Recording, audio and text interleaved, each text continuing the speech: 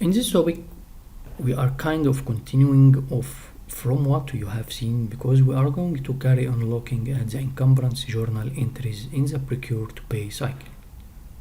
This is looking at the activity that happens, what encumbrance type gets associated, what is the debits and the credits are.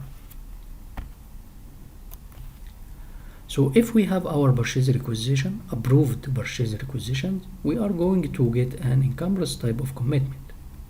The journal will debit the budget account from the purchase requisition distribution, and it will credit the reserve for encumbrance, and that will be the commitment. When you have got your approved purchase order, you will get an encumbrance type of commitment which will debit, so we are reversing that encumbrance, so it will debit the reserve for encumbrance, which is the commitment, and the credit will go to the budget account from purchase requisition distribution. You will also get the encumbrance type of obligation, when we'll then get a debit to the budget account from purchase order distribution, and the reserve for encumbrance gets credited, and it's the obligation. For a purchase order receipts, when accrue in receipt is set to yes, the encumbrance type is obligation liquidation, and the debit is going to debit the reserve for encumbrance, and it's going to credit the budget account from the purchase order distribution.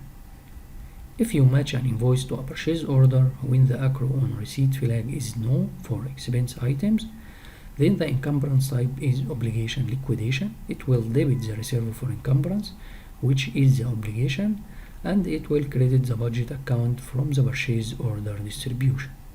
So those are the activities, the encumbrance types, and the debit and the credit.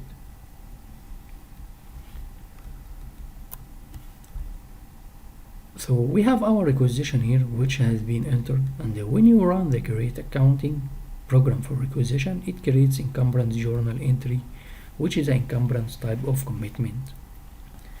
Now remember, you can schedule the create accounting program to run at predefined interval, so daily, weekly, monthly, depending on what the transaction is. If it was the invoice, you could potentially run create accounting for the invoice itself, but with requisition and the purchase orders, you would run the process or have the process scheduled.